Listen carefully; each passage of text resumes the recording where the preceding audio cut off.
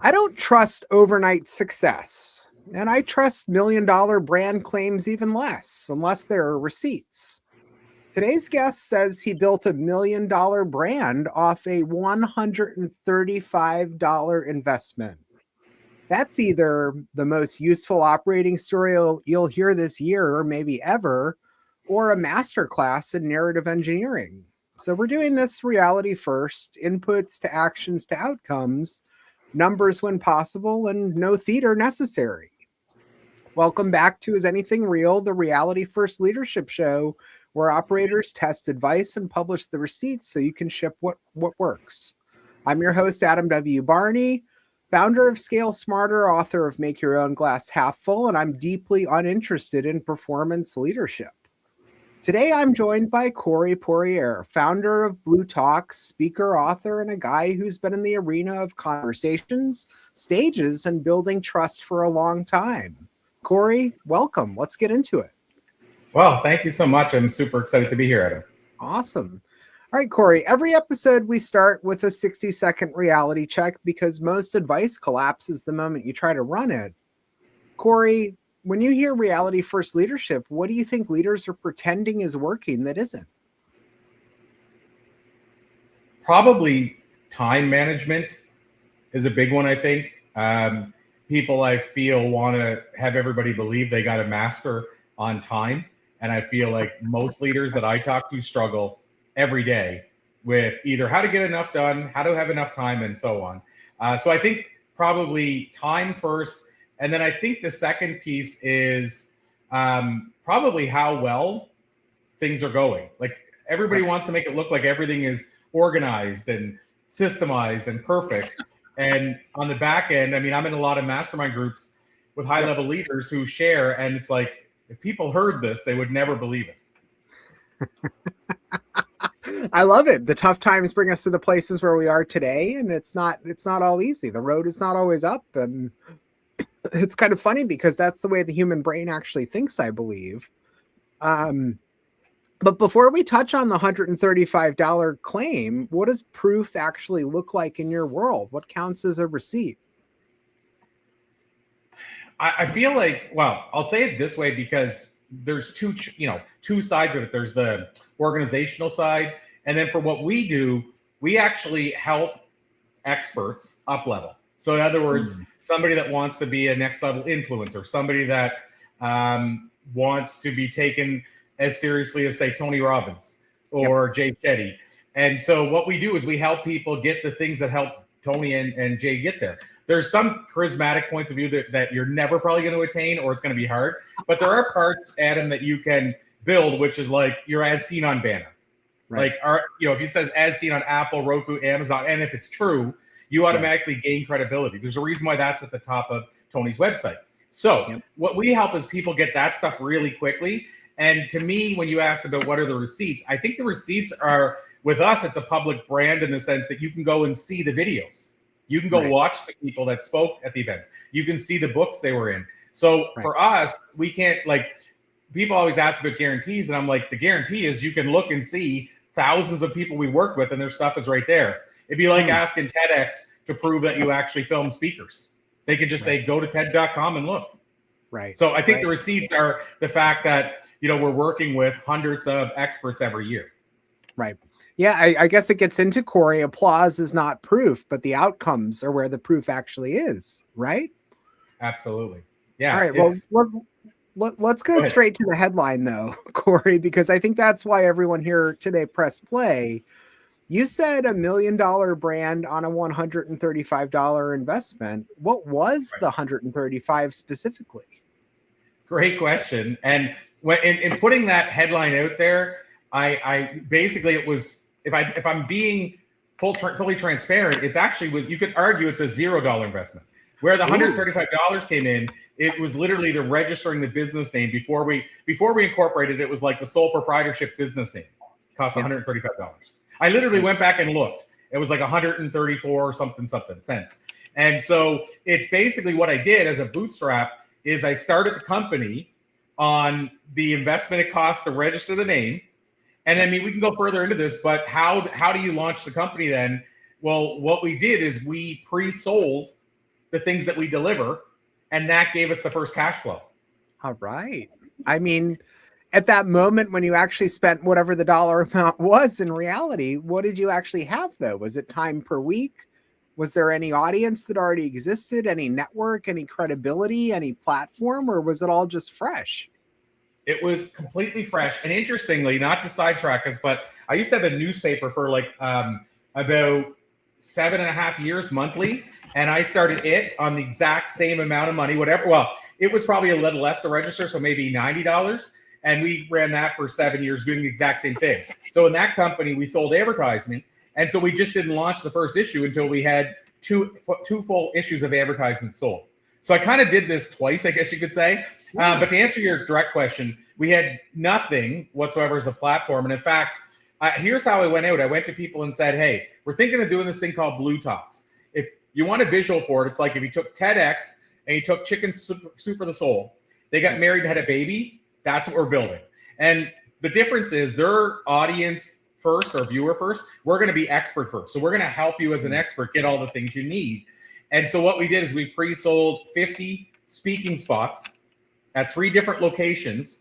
And then, so again, we had nothing at that point. Then we went and filmed those. And then what we started having was content like TEDx has. And the plan was we're going to start every week putting out 1 video. And what happened, I mean, we can go deeper into this, but what happened, Adam, is we filmed those 3 events late 2019. And as we were editing our videos ready to launch, March 13th, 2020 started. And all of a sudden, the world says, the date that we all know in infamy there. Yes. So the challenge we had, and we had to pivot, is now we're launching a live event company when the world says no more live events. So, but to go to your question, that what funded us, starting with nothing and start building that audience, was those first 50 people that took a chance on us.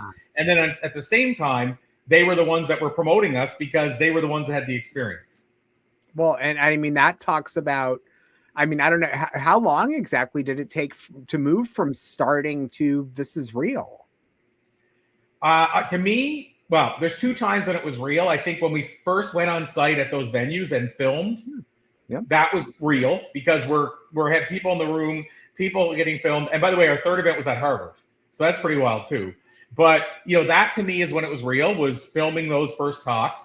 And then the second time it was real was when we said bLU Talks is officially a thing, which was September 2020. So we held off on our official quote unquote launch date because of COVID. But September 2020, we launched with the videos from the live events we did, a virtual platform, a podcast, and a book series. Okay. Wow. Like a comprehensive book series. So all right. To me, you could pick whichever one of those 2 times you think it was real, but I think both times it was real.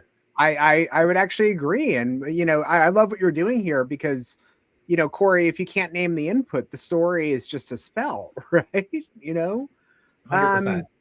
I mean, what were the constraints, you know, here also? Was it money? Was it time? Was it location? I don't think it's confidence. Was it access? Let's see. Money, time, location, access. Constraints. I mean, because we were starting small, like the idea that, okay, we have, let's say 16 people signed up to speak at this event and they're investing, like the investment was required up front. So they're investing. So then we took that to book the venue and all that. So I don't really feel money was only a constraint that we couldn't start bigger than we did. Time was always a constraint. When we launched, it was my wife and she was going to be editing the videos. That was it. And then we brought in the odd person, like we found a camera person that was kind of our first camera person.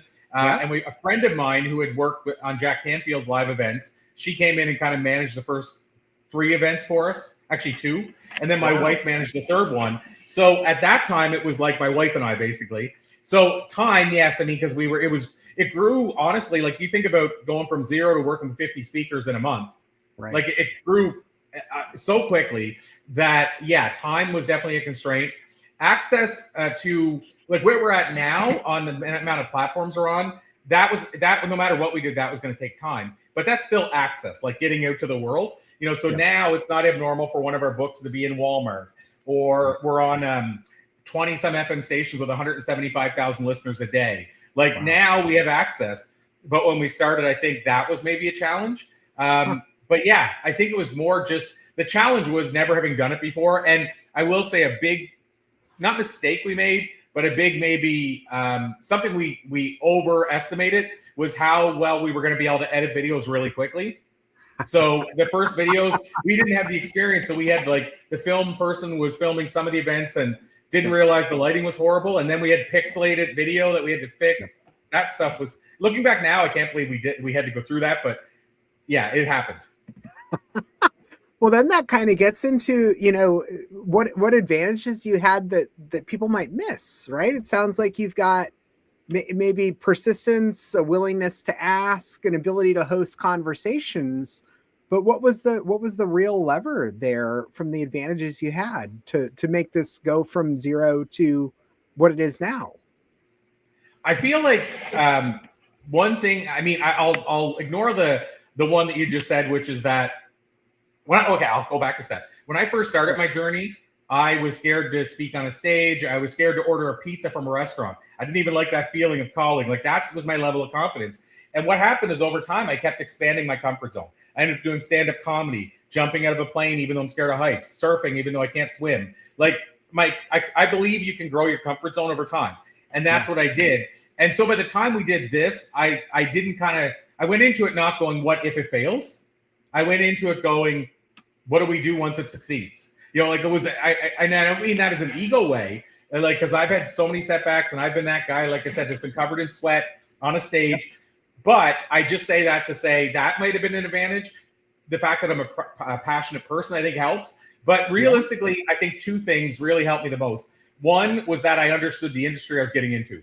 I was trying to help experts, but yet I had been a speaker 20 years. I had written books. I've been in Forbes. I'd done the things that I want and I'm asking other people to do. So I think understanding the industry, it was really important. Like it'd be like if I was launching an accounting firm, but I'd never done accounting, like I think that's a disadvantage. For me, like I said, I already knew what I was getting into. Second piece, I think, is that I spent a lot of my time, and hopefully this is a takeaway for people. What I do when I'm building a relationship is I look at a relationship like a relationship bank, and I look at it like I'm depositing into the relationship or withdrawing. And so I started building relationships going, okay, I need to put $1,000 in there before I ever ask for 100. And $1,000 for me was 10 gives. I gave 10 times before I asked once. And so I think what also happened when it helped when I launched this is that I spent all this time building relationships without asking for anything. So when we started doing our virtual event, we were booking people like Jack Canfield on it, Les Brown, Lisa Nichols. Most people would have a hard time launching a virtual event and bringing some of those people onto the event. So I think me doing that has helped. And to be honest, not to get a sidetrack, but I'm raising money now for my feature film out of my book. And I'm seeing the same scenario. I haven't asked in a long time. So I'm going to saying, hey, would you be able to auction an item? Hey, do you want a cameo in the movie? And people are like, yeah, okay, I'm in. So the takeaway for people from that is deposit into relationships before you ever need to withdraw. Ooh, I love that. And I mean, that gets into a kind of misunderstood or under thought of repeatable action that helps make the system compound, right? It wasn't just necessarily about consistency. It was about practicing the reps of learning over time and, you know, building off of that history. I mean, paint the week back in the early days of bLU Talks. If I looked, say, at your calendar or your wife's calendar back then, what would I see you actually doing on a day-to-day basis on repeat? Wow, that's a hard one, because if you didn't say on repeat, I could answer it easier because for me, every day is slightly, maybe even more than slightly different, but there's obviously commonalities. So I feel like the on repeat part, I mean, if I look at persistence, the on repeat part is I'm constantly always thinking, I don't put a number on it, but I learned this from Jack Canfield and Mark Victor Hansen. They call it the rule of rule of five. In fact, I didn't even notice that when I was saying that. I had this on my desk. This is their thing that they made, and I got this at Jack's retirement party. And basically, it's every day what they did for Chicken Soup for the Soul is they figured out what are the 5 things I can do today to move this forward. And so what I think I did, Adam, is I was always doing 5 or more things. I still to this day do, always moving in a forward direction. So I feel like that was one of the things that was common is every day I was saying, what else can we do to move this forward? A second piece is I was in communication. with the speakers and experts that put their trust in us. Right. Like, in other words, this is, even to this day, and this is a weakness. I'll give this this is a strength and a weakness, or it's a weakness. It's not only a strength for sure. Is that if you're a part of our bLU Talks and you say, Corey, I just got selected for TEDx. What do I do here? Or Corey, I don't have a contract. What do I do? You email or you messenger me. Meaning we have 14 team members plus suppliers and other people too, and fractional people. Right. What I'm getting at is, even at that size, it's still, anybody can come to me and say, here's my issue, help. And I mean, I get those probably 30 times a day. Now, I've learned which ones I can immediately say, hey, I'm going to connect you with so-and-so on our team, and they can help you out. But I'm still saying, Adam, that I think a strength is from the first day till this day, I don't ignore an email. I don't just forward you without telling you I'm forwarding you. I don't ignore a messenger message, WhatsApp. And so I think that's been a strength. But it's also a weakness when you're scaling. Like, imagine if Tony Robbins was trying to say, okay, you got to message Tony if you have any questions, and I'll get involved. And you know, say his admin officer says, oh, we got to book this appointment for so-and-so, a dental appointment. I better CC Tony in. Like, you can't do that forever. But I think that's something that's worked well, and also been maybe a challenge for me. Right. Because I mean, I love to say in my coaching practice, there are a few things that level set every human on this planet, whether you're Tony Robbins or you, Corey, or myself, is that we all only have 24 hours in the day to get done what we need to get done. Like, you can't add additional time. And unfortunately, even with the increase in AI tools, you can't replicate yourself fully. You can't replicate the tone and the voice that we bring to the conversations. 100%. Yeah, so I'd say that's why I think when you ask what's an advantage, one thing we had, I think that's a positive and a negative. And like, the good thing is it's been a slow burn, but that let's call it delegating it, forwarding it on, that's gotten better over time. And like right now, I would say since when I started to now, I'm only doing about 10% of what I was doing 6 years ago. However, out of that 10%, 90% of it's probably they're replying to people. But everything else I've got up my plate. Like with the books, all I do is see the cover roughly. But like when we have a book with 30 authors in it, I don't see their chapter or nothing until the book's done. So the good part is I'm not sitting there like when we were like the first 3 years, I was literally the guy saying, send the chapter to me. And then I would have to put it all in a Word doc. And then I'd have to send it to the editor. Now, I mean, I don't even know how they do it, to be honest now, Adam. Like, our team basically says, upload it here on a Google Drive. And you can even make your edits on there. When I was doing them, like, here's your full Word doc. They would make change. I'd send it back to the editor, have to understand what changes they meant. So, yes, when I say that, I do want to clarify on the scaling side, the one last piece I haven't scaled out yet is me not replying to everybody. No. I mean, that is incredibly powerful, though, because, you know, scale also isn't that volume, right? Again, that scale is repeatable trust, right? And that's what you build over time here. So Corey, every episode that I record here ends with one Energy OS move, a weekly move that helps you lead, ship, and scale without losing your soul. Can you give us one Energy OS move people can run this week? And what's the action? How long does it take? And what does it unlock? Wow. Can it be one that it's not necessarily, I guess, like an organizational thing? There's a reason doesn't have to be, and it doesn't have to be complex. It can be super duper simple. Okay. So the one thing I wish I would have known when I was early on, when I was starting, I think we all should have for our company, if we're a founder or a company owner or CEO or work at a company, we all should have a good mission statement. But one of the things I think when I've studied people, and just for a backstory, I never shared this earlier on, but I've interviewed over 8,000 thought leaders. So this is research-based. It's not even just like Corey thinks. And most of that is all documented through the newspaper I did, through the podcast and what have you. And the one thing I've noticed that a lot of thought leaders have, which almost everybody else doesn't have, is a personal mission statement. And so what I would tell people is if you don't have a personal mission statement, you need a personal mission statement. So for me, I'll go one step further as to why it'll impact your life. And I will say, I think it is a productivity tool. So for me, I'll give you my example. Mine is to be the guy that donates, motivates, educates, inspires, and entertains. And so that's my 5-point test. So if you say, Adam, are you willing to do this show? First thing I go is it going to help me inspire, entertain, give back? And your show's going to hit 4 out of 5 of those, or 5. And so that's an easy yes all day. Now, if somebody comes to me and says, hey, we want you to come on our cooking show, and you're going to stand in the background and hand us stuff or utensils. Like, that's an easy no every day, all day. Right. Much like, I hate to say it this way, but much like, depending on the level of friendship, if you ask me to help you move your couch, now that I'm 50, it's probably going to be a hard no. But if you're somebody that bent over backwards for me, even if it's going to hurt my back, it's going to be a hard yes. So the point, though, is still, what that does is it lets me figure out what a yes and a no is quickly. And honestly, most gets no'd out. So if I added in one caveat, after all my interviews, one of the top traits of the thought leaders I've interviewed is they say no 20 to 50 times more than everybody else. So having a personal mission statement lets you keep on track, know why you're doing what you're doing for yourself, not just the company, but also it allows you to go, this thing that I'm being asked to do, will it move my mission statement forward, keep it still, or move it backward? So that's what I would say. Come up with a personal mission statement and then use it to decide what a no and a yes is. I actually love that because, you know, Corey, I talk a lot about energy, personal energy that we all have as leaders.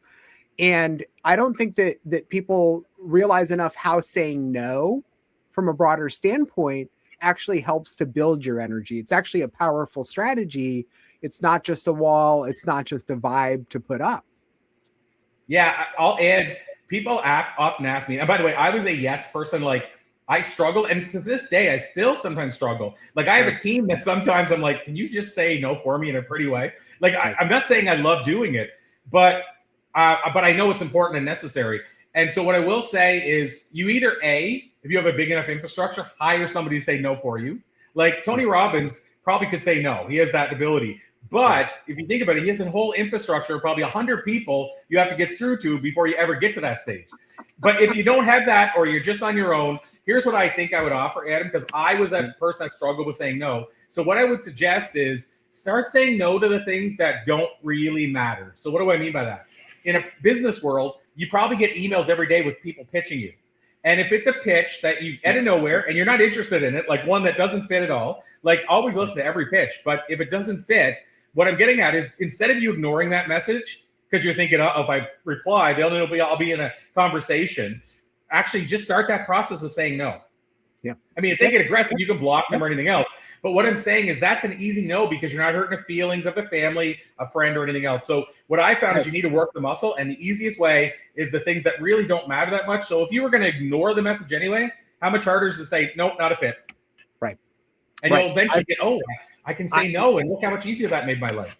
I've actually gone through this so many times. I mean, I've done some angel investing on the side over the years, and I still get people who see that and go, hey, I'm launching XYZ company. You know, we're raising a seed round right now. Do you want to invest?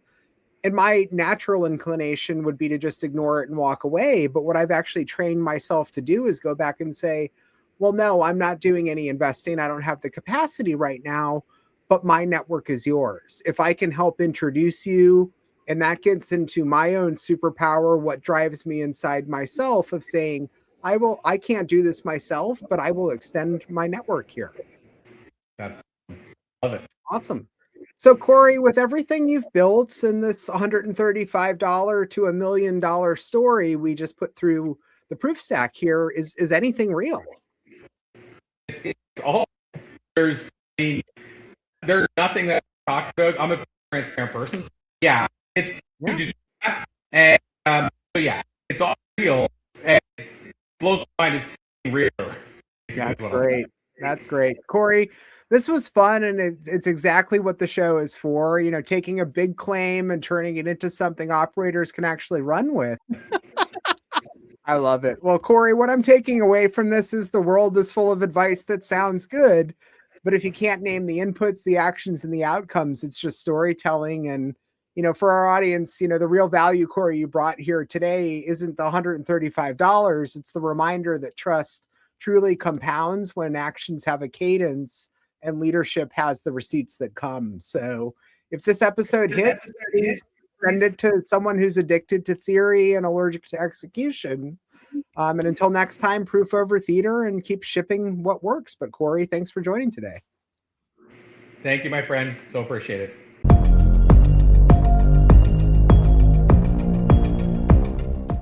If this episode of Is Anything Real resonated, you're probably at a moment where the old playbook isn't holding anymore. I work with transitioning founders and executives to install operating rhythms that hold under pressure. Not motivation, not hype. I've spent over 20 years inside high-pressure environments and worked with over 300 leaders through moments where clarity mattered more than speed. If you want clarity you can actually rely on, book a foundation call at adamwbarney.com. Clarity over chaos, always.